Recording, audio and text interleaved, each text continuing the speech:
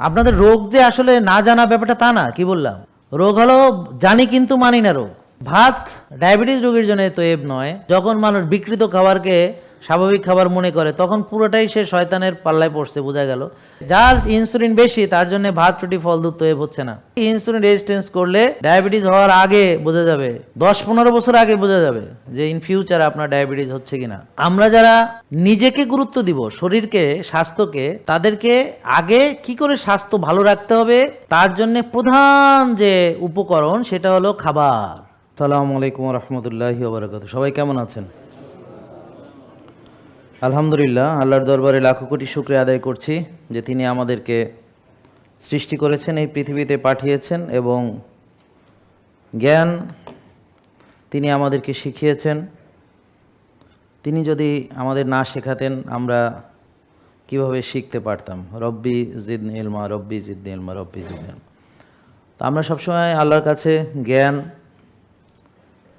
প্রার্থনা করি এবং আমরা যদি তার শেখানো পদ্ধতিতে এই পৃথিবীতে আমাদের সার্বিক কার্যক্রম পরিচালনা করি, খাওয়া দাওয়া হতে শুরু করে রাষ্ট্র পরিচালনা এবং পারিবারিক সকল ক্ষেত্রে, সামাজিক রাষ্ট্রীয় সকল ক্ষেত্রে যদি একমাত্র আল্লাহর দিক নির্দেশনা অনুযায়ী আমরা যদি চলি তাহলে আমরা পৃথিবীতে কল্যাণ লাভ করব এবং আমরা আখিরাতেও কল্যাণ লাভ করব। আমরা সবসময় দোয়া করি রব্বানা আতিনা ফিদ দুনিয়া হাসানা ওয়া ফিল আখিরাতি হাসানা ওয়া কিনা আযাবান্নার। তো দুনিয়ার হাসানা এবং আখিরাতের হাসানা সব কিছুর জন্যেই আল্লাহ শেখানো পদ্ধতিতেই আমাদের সার্বিক কার্যক্রম পরিচালনা করতে হবে। তো আমরা ইসলামকে পূর্ণাঙ্গ দিন হিসেবেই চিনি এবং আমরা যেন পূর্ণাঙ্গ মুসলমান হয়ে কবরে না যাই এ ব্যাপারে আল্লাহ তাআলা নির্দেশ দিয়েছেন যে তোমরা পূর্ণাঙ্গ মুসলমান না হয়ে কবরে যেও না। অর্থাৎ মৃত্যুর আগে আমাদের উচিত পরিপূর্ণভাবে জীবনের প্রতিটি ক্ষেত্রে ইসলামকে গ্রহণ করা। তো এখন বাস্তবতা হচ্ছে আমরা ইসলামকে বা দ্বীনকে বা আল্লাহকে আমরা একটা সংকুচিত অর্থে ব্যবহার করি।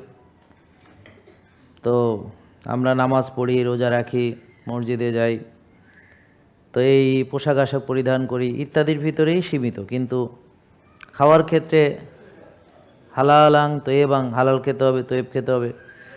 খাবার পরিমাণের ক্ষেত্রে কতটুকু খেতে হবে, কখন ঘুমাতে হবে, কখন ঘুম থেকে উঠতে হবে, আর আমাদেরকে কোন বিষয়গুলোকে প্রাধান্য দিতে হবে আর কোন বিষয়গুলো থেকে বিরত থাকতে হবে, সার্বিক সব বিষয়েই ইসলাম পরামর্শ দিয়ে থাকে। আমরা এখন যে কথাগুলো বলবো সেটা হলো এই যে সেলুলার ওভারলোড, মানে কোষে অতিরিক্ত চর্বি জমেছে। কেন জমেছে? আমরা যে খাবার খেয়েছি সব হয়তো আমি ব্যবহার করিনি, হয়তো প্রয়োজন হয়নি। তো যতটুকু খেয়েছি, যেটা ব্যবহার করেছি সেটা তো ভালো, শক্তি হিসেবে খরচ হয়েছে, কিন্তু যা করিনি সেটা সঞ্চিত আছে শরীরে, লিভারে চর্বি হিসেবে জমা হচ্ছে, সেলের ভিতরে জমা হচ্ছে, ভিসেরাল ফ্যাট হিসেবে জমা হচ্ছে, পেটের ভুঁড়ি হিসেবে জমা হচ্ছে। তা এখন আমাকে জানতে হবে যে আমার শরীরের কোথায় কোথায় আমার ওভারলোড আছে। এখন আপনার চেহারা দেখলে তো বোঝা যাবে না, কারণ এখানে আমি যদি 105 কেজি একটা লোককে আনি, ও বলবে আমার কোনো ডায়াবেটিসই নেই। আবার 55 কেজি একজন, তার ডায়াবেটিস আছে, প্রেশার আছে। তো তাইলে কেজি দিয়ে তো আর বোঝা যায় না, যে কেজি ধরে তো আর তার কোষের ওভারলোড বোঝা যায় না। কারো ইন্টারনাল স্টোরেজ বেশি থাকতে পারে, এক্সটার্নাল স্টোরেজ বেশি থাকতে পারে। তো এক্সটার্নাল স্টোরেজ বেশি থাকলে চোখে দেখা যায় যে এর বিশাল বড় ভুঁড়ি আছে, এই মোটা সোটা, আর ওয়েট মেশিনে দাঁড়ালে ওজন 100 কেজি, 90 কেজি। কিন্তু এখন কথা হলো তার কেন ডায়াবেটিস নেই? তা আমার কাছে এরকম আসছে 125 কেজি, ডায়াবেটিস নেই, আবার 55 কেজি ডায়াবেটিস আছে। তো তাহলে রোগটা কী বা কেন হচ্ছে এটা জানতে হবে না? তো এটা তো পরীক্ষা করতে হবে, যে কি পরীক্ষা করলে ভিতরের সমস্যাটা বোঝা যাবে। বলেন হোমা আইআর, বলেন ইনসুলিন রেজিস্ট্যান্স।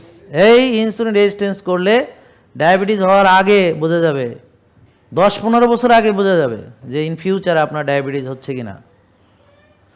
তাইলে ইনসুলিন রেজিস্ট্যান্স থেকে ডায়াবেটিস হতে সাধারণত 10-15 বছর সময় লাগে। তাহলে একটা লোক যদি, যার ডায়াবেটিস নাই, সে যদি দেখে তার হোমায়ার বেশি, তখন সে সতর্ক হবে। তারপর সে এমনভাবে খাওয়া দাওয়া চলাফেরা করবে যে তার হোমায়ার ভালো হয়ে যাবে, এক হয়ে যাবে। তাহলে হোমায়ার কত থাকলে ভালো? এক। আর তার কোষের ওভারলোড ভালো হয়ে যাবে, তখন তার ডায়াবেটিস তো হবেই না, আর যে হওয়ার সম্ভাবনা ছিল সেটাও থাকবে না। তার মানে ডায়াবেটিস হওয়ার কথা তার, কিন্তু সে আগেই সতর্ক হলো এবং নিরাপদ হয়ে গেল, হলো না। ধরেন আপনার এখন ঘূর্ণিঝড়ের ধরেন একটা সতর্ক সংকেত, তা এখন ঘূর্ণিঝড় শুরু হয়নি এখনও, কিন্তু সতর্ক সংকেত দিছে, ওরা বাড়িঘর সাইডে চলে গেছে। তা এখন ঘূর্ণিঝড় হয়েছে ঠিকই, কিন্তু কেউ মারা যায় নাই, কারণ ওরা আগেই এলাকা ত্যাগ করছে। কিন্তু যদি সংকেত না পাইতো, তারপর ঘূর্ণিঝড় হইতো, মানুষ মারা যাইতো, ডুবে যাইতো, কত কি হইতো, প্রাণহানি হইতো নাকি? তা এখন আপনারা ডায়াবেটিস হওয়ারই কথা না, যদি বাংলাদেশের মানুষ এখন যদি সবাই হোমায়ার করে এবং হোমায়ারটা যদি একে রাখে, তাহলে কারোই টাইপ 2 ডায়াবেটিস আর হবে না। এই দেশ থেকে ডায়াবেটিস ইরাডিকেট করে ফেলানো সম্ভব। কিন্তু দুঃখজনক হলো, মানুষ তো নিজের ব্যাপারে সচেতন না, তারা সবাই গাফিল এবং তারা গাফিলতির মধ্যে নিমজ্জিত। তাদের আপনি যতই সতর্ক করেন কোনো লাভ নেই। তো তারা বাঙালি দাঁত থাকতে দাঁতের মর্যাদা বোঝে না, সুস্থ থাকতে সুস্থতার মর্যাদা তারা বোঝে না, রুগী হওয়ার পরেও বোঝে না। বহুদিন ধরে ওষুধ খাচ্ছে, ভালো হচ্ছে না, তাও খেয়েই যাচ্ছে, বোঝে না যে এটা কি করতেছি আমি। তাহলে দেখেন, আপনার যদি কোষের ওভারলোড থেকেই যায় এবং আপনি যদি ওষুধ খেতেই থাকেন, তাহলে কি ডায়াবেটিস ভালো হয়ে যাবে? যাবে না। এটা একটু বুঝতে হবে যে ধরেন কেন ডায়াবেটিস হলো। দেখেন, আমি ভাত রুটি খেলাম বা যে খাবারই খাই, তো রক্তে আসবে সেটা থেকে। তো আমি যদি ভাত খাই, গ্লুকোজ আসবে, তো গ্লুকোজটা কোষে ঢোকার জন্য ইনসুলিন দরকার। তা ইনসুলিন রক্তের চিনিকে কোষে ঢুকাবে। তা এখন একটা লোক সুস্থ, তার ইনসুলিন ভালো, তার কোষেও কোনো ওভারলোড নেই, বুঝলেন, সে খাবার খাইছে। তো এখন কি হবে? সে ভাত খেলেও ভাত থেকে গ্লুকোজ আসবে, গ্লুকোজ কোষে প্রবেশ করবে, শক্তি তৈরি করবে, এটিপি হবে, সে সেই দৌড়াদৌড়ি করবে, খেলাধুলা করবে, তার কোনো রোগ নেই, তার কোনো ওভারলোডও নেই। তো এমন আমরা সবাই ছিলাম কোনো এক সময়। অর্থাৎ আপনারা আজকে যারা রুগী, তারাও কোনো এক সময় আপনারা দৌড়াদৌড়ি করছেন, খেলাধুলা করছেন, স্কুলে গেছেন, লাফালাফি করছেন, হ্যাঁ, চঞ্চল ছিলেন নাকি? নাকি জন্মের পরেই আপনার ডায়াবেটিস ছিল? ওষুধ খাইছে, ডাক্তারে ভিজিট দিচ্ছে, রিপোর্ট দেখাইতে টাকা দিছে, রিপোর্ট করাইছে টাকা দিয়ে, আর সবেলা খাইছে বা যে খাবার খাইতে বলছে খাইছে। সয়াবিন তেল মাসে কয় লিটার খাইছে, এখন হিসাব করতে হবে সে কী কী খাইছে সারা মাসে, যেটা খেয়ে সে এত বড় রুগী হলো। তাহলে এখন আমি খাওয়ার হিসাব আগে করতাম না, চিকিৎসা খরচ হিসাবে আমরা আগে হিসাব করতাম হইল ওষুধ, ডাক্তারের ভিজিট, পরীক্ষা নিরীক্ষা, অপারেশন খরচ, নাকি? বুঝেন নাই? আর হলো আরও কিছু হিডেন খরচ আছে। যেমন একটা লোক যখন অপারেশন করে, সে ঢাকা শহরে ছিল, তার ইনকাম লস হয়েছে, 3 মাস সে কাজ করতে পারেনি, ব্যবসা করতে পারেনি। তারপরে তারে যারা আত্মীয় স্বজন দেখতে আসছে, তার জন্য যা কিনে টিনে নিয়ে গেছে, তার সঙ্গে আরও যে কয়েকটা লোক ছিল হাসপাতালের বাইরে, তারা হয়তো হোটেলে ছিল। তো সব যদি খরচ হিসেবে ধরা হয়, তাহলে এইটা সব ধরা উচিত, কারণ ও রুগী না হলে তো এত খরচ অন্যদেরও হইতো না, নাকি? বোঝেন নাই? তারপর ওর সাথে আরেকজন যে থাকতে হয়েছে, তারও তো খরচ হয়েছে, তারও তো মনে করেন যে ডে লস, তারও তো প্রোডাক্টিভিটি লস হয়েছে। কারণ আমাদের অনেক রুগী এসে বলে যে কয়েকদিন ধরে সে অনিয়ম করতে হয়েছে, কি তার কোনো একটা আত্মীয় আইসিউতে ছিল, সে ওখানে যে তার সাথে থাকতে হয়েছে, তো ও তো মরবে, কিন্তু সাথে আমার যে ভালোটা হেডারে মারলো, তার তো এখন ওইখানে যায়, সে আর খাইতে টাইতে ঠিক মতো পারতেছে না। আমাদের নিয়মে ওই হাসপাতাল থেকে যা পায় তাই খায়, রাত জাগিয়ে থাকতে হচ্ছে, সারা রাত জাগতেছে, তা ব্যায়াম করবে কিভাবে, ঘুমাবে কিভাবে? হ্যাঁ, তো সে তো ওর আর এক মরবে, তার সাথে আরেকটা রে মারলো। কি মেলে নাকি মেলে না? তো এখন আপনি রুগী হলে খরচ নানান দিকে। একটা হলো আপনি যেমন ধরেন ইনকাম করতে পারলেন না এই কয়েকটা মাস, সেটাও একটা খরচ, সেটা বড় খরচ। আরও যারা ভালো টাকা পয়সা ইনকাম করে, তাদের দেখা গেল সে থাইল্যান্ডে গেল, 7 দিন থাকলো, কিন্তু এই 7 দিনে তার অনেক টাকা লস হলো যে সে ইনকাম করেনি। ধরেন একটা ডাক্তার ডেলি ধরেন ইনকাম করে 2 লাখ টাকা, কথার কথা বলতেছে 2 লাখ, 7 দিনে 14 লাখ টাকা তার ইনকাম, মানে একটা কম ধরলাম আর কি। তো 7 দিনে 14 লাখ টাকা ইনকাম, তো এখন 7 দিন থাইল্যান্ডে 14 লাখ টাকার ইনকাম করতে পারল না, তো থাইল্যান্ডে যাইতে 7 দিনে আর কয় টাকা খরচ হবে? ধরেন খুব বেশি হলে সে ফার্স্ট ক্লাসে গেছে 5 লাখ ধরলাম, হ্যাঁ, তাহলে তার লস হলো 5 আর 14 19 লাখ টাকা সে খরচ হয়েছে, টোটাল খরচ এইভাবে ধরতে পারি নাকি? বুঝেন নাই? মানে না, ওই সব ধরতে হবে, মানে সে যে ইনকাম লস সেটাও ধরতে হবে এটার সাথে, নাকি বুঝেন নাই? হিসাব বুঝেন নাই? তো হিসাব করলে সব হিসাব করতে হবে, আর নাহলে হিসাব করারই দরকার নেই। তা এখন আমি কখনো এর বাইরে চিকিৎসা খরচ ধরতাম না, মানে চিকিৎসা খরচ মানে এগুলাই। এখন এসে আপনারা আমাকে শিখাইছেন না খাওয়ার খরচও চিকিৎসা খরচ, কারণ আমার থেকে তেল নিছে এটা চিকিৎসা খরচ, আমার থেকে ঘি নিছে এটা চিকিৎসা খরচ, বুঝছেন? তো ঠিক আছে, তাহলে এতদিন সয়াবিন তেল খাইছো সেটাও তোমার চিকিৎসা খরচ, আটা ময়দা খাইছো, হ্যাঁ, বিস্কিট চানাচুর খাইছো সেটাও চিকিৎসা খরচ, দাওয়াত খাইছো 5,000 টাকা গিফট নিছো সেটাও চিকিৎসা খরচ, বন্ধু বাপে বুবে খাইছো এটাও চিকিৎসা খরচ।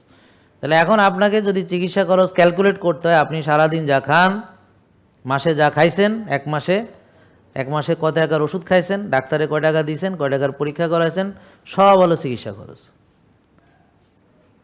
কি বোঝেন নাই কথা? এখন কথা হলো এত টাকা খরচ করে আপনি সুস্থ হয়েছেন কিনা? উনি সুস্থ হয়েছে না, তার মানে এগুলো সে খরচ করছে আরো বড় রোগী হওয়ার জন্যে, আরো দামি রোগী হওয়ার জন্যে, বুঝতে পারছেন? আরো বড় রোগী হয়েছে, আরো দামি রোগী হয়েছে, আরো বেশি ওষুধ খাওয়ার জন্যে। তার মানে সে যদি এত কিছু খরচ করে সুস্থ হইতো তাইলে তো ভালোই ছিল, কিন্তু সেটা তো হয় নাই। তাহলে আপনারা দেখেন, নলেজ না থাকাতে আপনাদের এমন অবস্থা যে আপনারা সব টাকা পয়সা খরচ করতেছেন নিজেকে আরো বড় রোগী বানানোর জন্য, এবং সেই পদ্ধতিটা আপনার কাছে অত্যন্ত স্বাভাবিক। আপনি স্বাভাবিক নাকি খাওয়া দাওয়া করে, নাকি আপনি স্বাভাবিকভাবে নাকি এরকম অস্বাভাবিক হয়ে যাচ্ছেন?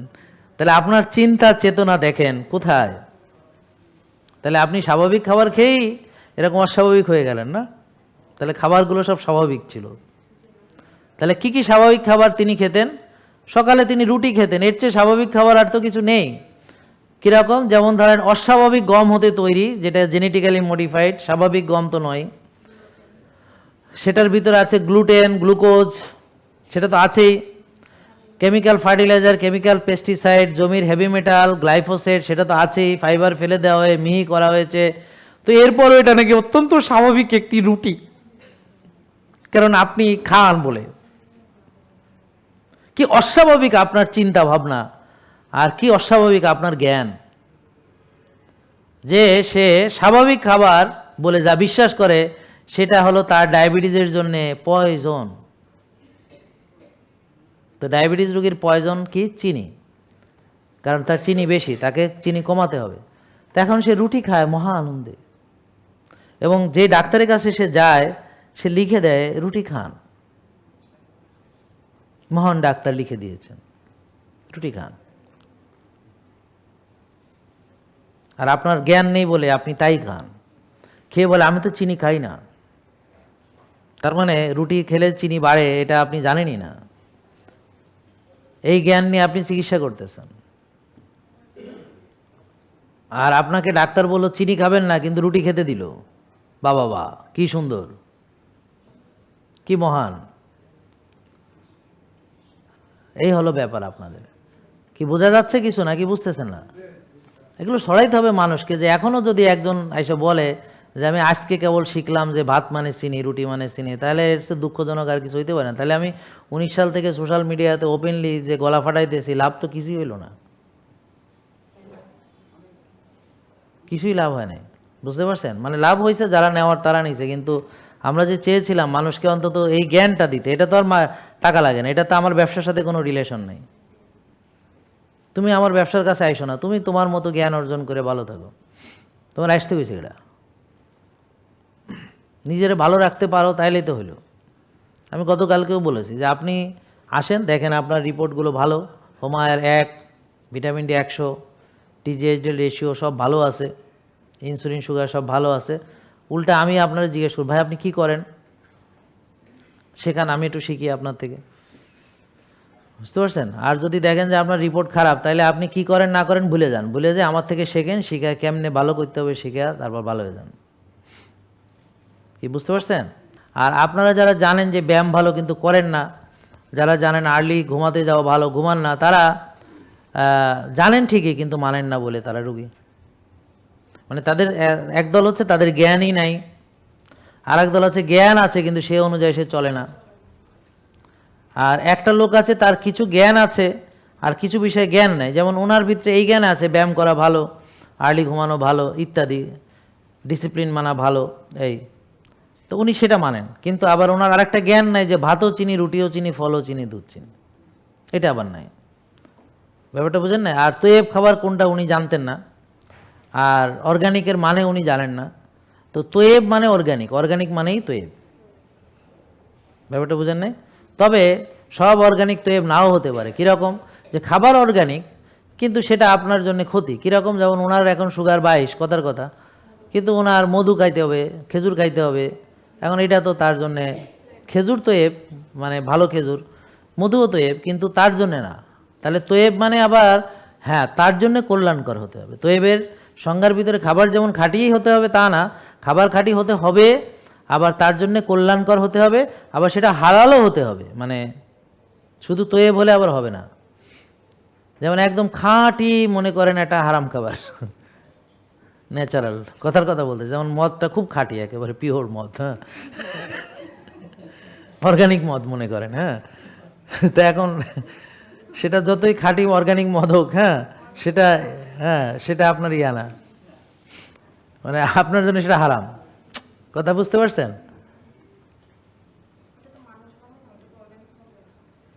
না কেন, অর্গানিক ইনগ্রেডিয়েন্ট ব্যবহার করছে মনে করে, একেবারে সবচেয়ে অর্গানিক ফল দিয়ে বানাইছে, অর্গানিকভাবে ফার্মেন্টেড করছে। কেন, সিরকা যদি অর্গানিক হইতে পারে মদ হবে না কেন? ফার্মেন্টেডই তো করতে হয়। কি আশ্চর্য! ধরো তুমি অর্গানিক ভাত দিয়ে তাড়ি বানাইছো,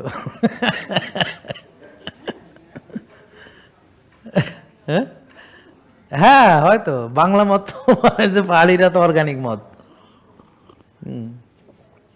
তো যাই হোক, তা এখন কথা হচ্ছে তাহলে 3টা শর্ত কি? হারাম খাওয়া যাবে না, তাহলে হালাল হতে হবে, তৈব হতে হবে, কল্যাণকর হতে হবে। মানে হালাল হতে হবে, অর্গানিক হতে হবে এবং কল্যাণকর হতে হবে। আর হালাল এবং তৈব বলে সব চলে আসে।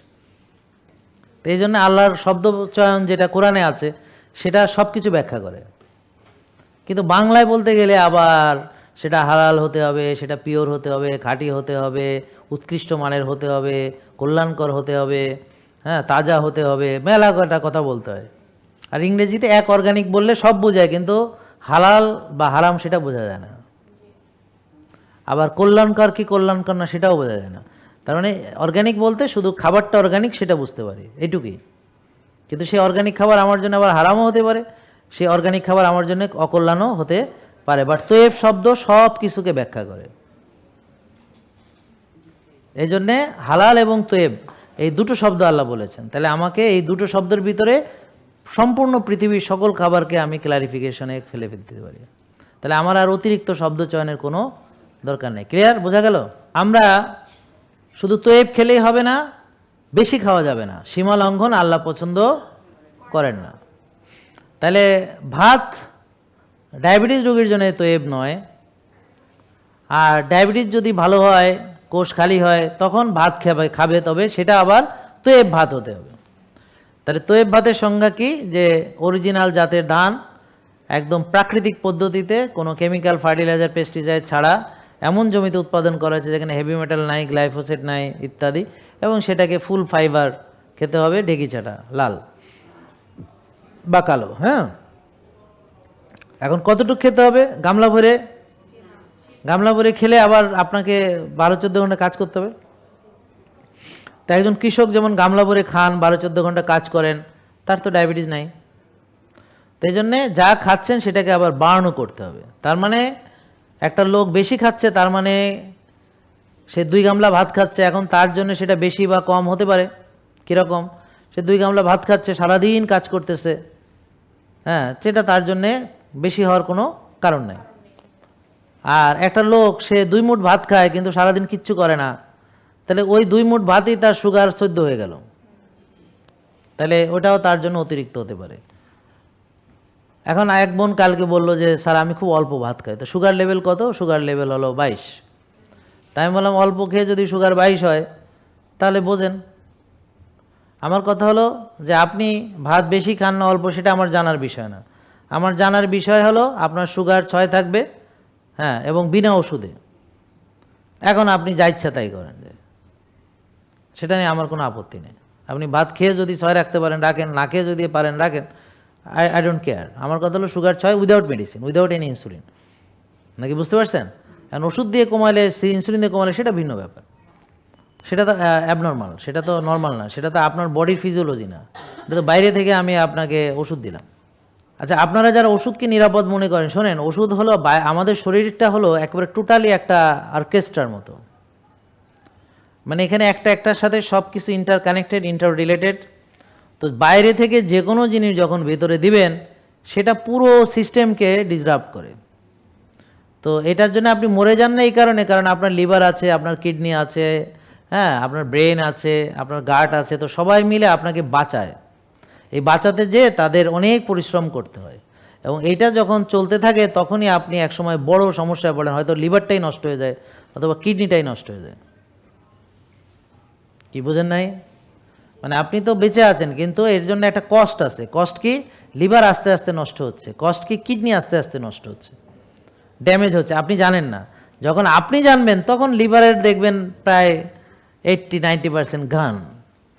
যখন আপনি জানবেন তখন দেখবেন ব্লক অলমোস্ট 100%।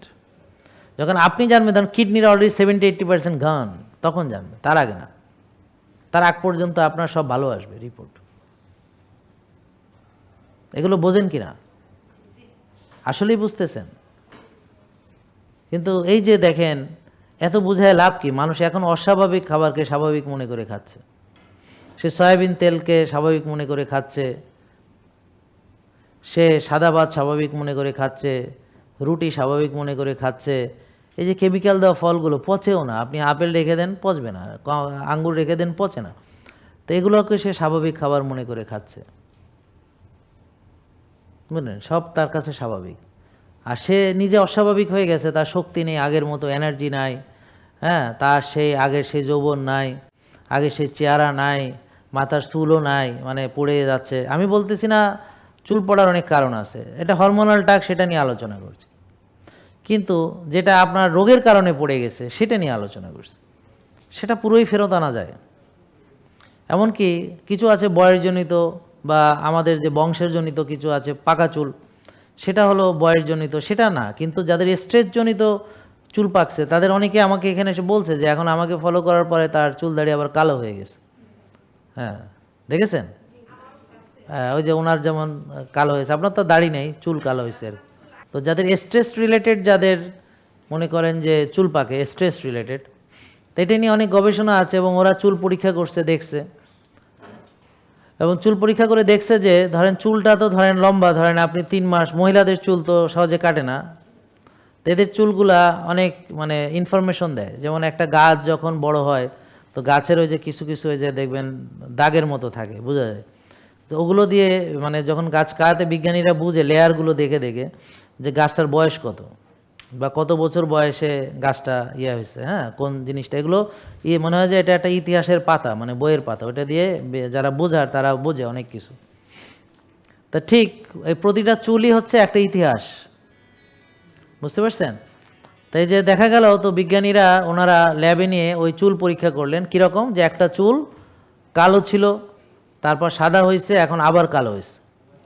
তো এরকম একটা চুলের 3 বার রং বদলাইছে, বুঝতে পারছেন? তো ওনারা গবেষণা করছে এটা নিয়ে, এবং ওই রংটা নিয়ে এরপর তার হিস্ট্রি নিছে। দেখা গেল এই মেয়েটা যার চুল, ওর যখন চুল সাদা হয়েছে ওই সময় তার হিস্ট্রি নিচ্ছে, ওখানে দেখা গেল ওই সময় তার মানে চাকরি পাচ্ছিল না, ওর ডিগ্রি কমপ্লিট হয়েছে, স্টুডেন্ট লাইফ নাই, ফ্যামিলি কিছু ড্রামা ছিল, আর ওর ব্রেকআপ হয়েছে যার সাথে সম্পর্ক ছিল। তো এতগুলো ইস্যুস তার তখনকার সময় ছিল। তো ওই সময় ছিল তার স্ট্রেস, কর্টিসল, ওখানে দেখছে যে তার চুল সাদা। পরে আবার যখন সে আবার মানে তার সিচুয়েশন চেঞ্জ হয়েছে, চুল আবার কালো হয়েছে। তো এইভাবে ওরা মিলাইছে, গ্রাফগুলো দেখছে যে একেবারে মিলে যায়। সোজা কথা হলো স্ট্রেস, এবং ওরা এটাও গবেষণা করে দেখছে যে যারা স্ট্রেস কন্ডিশনে 60% মোর এনার্জি বডি ডিমান্ড করে। মানে এমনি ধরেন আপনার চলাফেরাতে যে স্বাভাবিক যে শক্তি খরচ হয়, কিন্তু স্ট্রেসে অনেক বেশি এনার্জি ডিমান্ড থাকে। এবং বেশিরভাগ লোক এই এনার্জি ডিমান্ড ফুলফিল করতে পারে না বলে তারা স্ট্রেসে শেষ চিটপটাং, স্ট্রেস নিতে পারে না, কারণ স্ট্রেস নেওয়ার জন্য অনেক বেশি এনার্জি দরকার, এবং কোথাও 60%, কোথাও 50%। হ্যাঁ, তো স্বাভাবিকভাবে যাদের এনার্জি সিস্টেম আগে থেকেই ব্রোকেন, তো মেটাবলিক ডিজিজ মানে এনার্জি সিস্টেম ব্রোকেন, এই জন্যে আপনারা দয়া করে নিজের জ্ঞান অনুযায়ী বুঝে শুনে ডিসিশন নেবেন, ঠিক আছে ইনশাল্লাহ। তাই জন্য শিখুন, আমি বলি যে আপনারা একটু শিখুন, আমি চাই শেখাইতে, শিখে নিজের জ্ঞানের আলোকে নিজের পথ চলা, এটা যে কত সুন্দর, এটা যখন আপনি জেনে বুঝে আপনি খাবারটাকে সিলেক্ট করতে পারবেন তখন আপনি বুঝতে পারবেন। তা আমরা প্রাইমারিভাবে যাদের ভাত রুটি ফল দুধ বন্ধ তারা হলো যাদের হোমায়ার বেশি, ইনসুলিন বেশি, সুগার বেশি, টিজি বেশি। কে ক্লিয়ার? তাহলে হোমায়ার কত থাকতে হবে? 1, টিজিএইচ রেশিও 2 এর নিচে, সিআরপি 3 এর নিচে, ইনসুলিন 4-5, সুগার 5-6, ভিটামিন ডি 90-100। আর ভিটামিন ডি বাড়াতে হলে রোদে যেতেই হবে। রোদ চামড়ায় লাগাতেই হবে, এবং পারলে ভালো এই যে নারকেলের তেলটা মেখে লাগাবেন, তাহলে দেখবেন ভিটামিন ডিটা ভালো হবে ইনশাল্লাহ, ঠিক আছে? তো আপনারা কাইন্ডলি এই নলেজগুলো সবাইকে ছড়াবেন, শেয়ার করবেন, আর যা শিখলেন অন্যদেরকেও শেখানোর চেষ্টা করবেন, আর রেগুলার ভিডিও দেখে বিষয়টা আরও ক্লিয়ার হওয়ার চেষ্টা করবেন। একটা ভিডিও, একটা আলোচনা এটা যথেষ্ট না, ঠিক আছে? আমি 19 সাল থেকে আমার এরকম বহু ভিডিও আছে, আপনারা কাইন্ডলি দেখবেন, ঠিক আছে ইনশাল্লাহ। আর দরকার হয় রেগুলার লাইভ দেখেন, দরকার হয় যদি কখনো সময় পান এখানে এসে সারাদিন কাটায় গেলেন, যারা দূরে আসে অন্তত 2-3 মাস পর একবার আসলো, যারা কাছে আছে সপ্তাহে একবার আসলো, এরা প্রায় দিনই আসে। হ্যাঁ, তো এরকম আপনারা যদি সুযোগ পান এটা শিখলেন, ঠিক আছে ইনশাল্লাহ। আর সবাইকে বলেন যে তোমরা যাও, ওখানে না গেলে বুঝবা না, আর দূর থেকে তুমি চেনো না জানো না একটা লোক সম্পর্কে মন্তব্য করতেছো, তো ওটা মন্তব্য ভুলও হইতে পারে, তো বেটার হলো তুমি এখানে যাও, যে একটা দিন কাটাও, সব দেখে যদি পছন্দ হয় মানো 2-4 মাস, তারপর মন্তব্য করো, তখন একটা মন্তব্য করলে তোমার যথেষ্ট জ্ঞান আছে, তাহলে ওই ভিত্তিতে হয়তো তুমি একটা মন্তব্য করতে পারবা। এখন একটা লোক সম্পর্কে কিছুই জানো না, দেখোই নাই, যাও নাই কোনো দিন, একটা আলোচনা শোনোও নাই, হ্যাঁ, কর্মপদ্ধতি সম্পর্কে কিছুই জানো না, তার ব্যাপারে তুমি মন্তব্য করতেছো বা ধারণা পোষণ করতেছো, তো ধারণাও মিথ্যা হবে, মন্তব্য সঠিক হবে না, কি ইনশাল্লাহ, ঠিক আছে? তো আপনারা সবাইকে একটু দাওয়াত দিয়েন, সবাইকে বললেন আপনারা যারা আজকে এসেছেন। আর আমার কথায় মনে কষ্ট নেই না, আমি পার্সোনালি কাউকে কিছু বলার চেষ্টা করি না, এটা হলো সামগ্রিক আমাদের সিস্টেম এটা, এবং আমরা সিস্টেমের বলি হচ্ছি। আমি বরং আপনারা যারা সিস্টেমের বলি হচ্ছেন তাদের পাশে দাঁড়ানোর চেষ্টা করতেছি, আর তাদের বিবেককে জাগ্রত করার জন্য হয়তো হার্ড করে 2-4টা কথা বলি আমি, সেটা হলো তাদের বিবেককে নাড়া দেওয়ার জন্যে, তাদের বিবেককে জাগ্রত করার জন্য, যে এটা আমার মাথায় ঢুকবে না কেন। আলেমদেরকে বেশি বলি কারণ তাদের দায়িত্ব ছিল আমাদেরকে তৈয়েবের ভিতরে রাখা, হালালের ভিতরে রাখা, তারা নিজেরাও সেটা পারেনি। হ্যাঁ, তো তারা এখন মানুষকে শেখাচ্ছে কিভাবে বার্গার স্যান্ডউইচ বানাতে হয়, তাহলে কিভাবে হবে? তাহলে তো হলো না। তা এইটাই আমরা বুঝাইতে পারতেছি না মানুষকে, যে এখন আমরা প্রসেসড ফুডের বিরুদ্ধে লড়াই করা তো দূরের কথা, তৈয়েব খাবার সমাজে প্রতিষ্ঠা করা দূরের কথা, আমরা নিজেরাই খবিশ খাবার বানানোর প্রশিক্ষণ দিই, তাহলে হচ্ছে না, আমাদের ঝামেলা হয়ে যাচ্ছে এখন, মানে আমাদের আর কিছু করার নেই, আমরা একেবারে শেষ। তো এই জন্যে আমরা আর কি করব, আমরা এখন নিজেরাই নিজেদের জন্য চেষ্টা করি ভালো থাকতে। আর যদি এখান থেকে আপনারা বোঝেন যে এই কাজগুলো আমাদের সবার করা উচিত, তা আপনাদের প্রতি উদাত্ত আহ্বান, প্লিজ সবাইকে সচেতন করার চেষ্টা করুন, সবাইকে সঠিক নলেজ দেওয়ার চেষ্টা করুন। এই বইটা আপনারা কিনে বেশি লোকের মাঝে দেখেন ছড়ানো যায় কিনা, বেশি লোককে এই ব্যাপারে বোঝানো যায় কিনা দেখেন। আর আমাদের ভুল তো আছেই, ভুল থাকলে শুধরে দিবেন, আপনারা বলবেন, আমরা চেষ্টা করব নিজেকে শুধরে নিতে, কিন্তু অ্যাকচুয়ালি আমরা আপনাদের মঙ্গল কামনা করি এবং আপনাদের ভালোই চাই। আর যখন আপনি আমাকে মানবেন কিছুদিন পরে টের পাবেন যে আমরা আসলে আপনাকে ভালো পরামর্শ দিয়েছি, কি বোঝা গেল? আর সবচেয়ে বড় কথা হলো আমি মাঝে মাঝে আপনাদের হার্ট করতে চাই ইচ্ছা করে, যে আপনি যে নিজের ভালো নিজে কেন বুঝেন না, এর জন্য আমারও কষ্ট লাগে। আর যেটা আপনি জানেন যে আপনার জন্য ভালো তাও যে করেন না, এটা আমাকে পীড়া দেয়। তো এটা আমি চাই যে আপনাকেও হার্ট করতে যেন এটা আপনারও পীড়াদায়ক হয়, এবং আপনি যেন বুঝে নিজেকে পরিবর্তন করে নিজেকে শুধরে নেন, ঠিক আছে ইনশাল্লাহ। আল্লাহ সবাইকে ভালো রাখুক। আসসালামু আলাইকুম। রব্বানা আতিনা ফিদ দুনিয়া হাসানা ওয়া ফিল আখিরাতি হাসানা ওয়া কিনা আযাবান। আমিন। জেকে লাইফস্টাইল লিমিটেড, ওষুধ মুক্ত সুস্থ জীবন।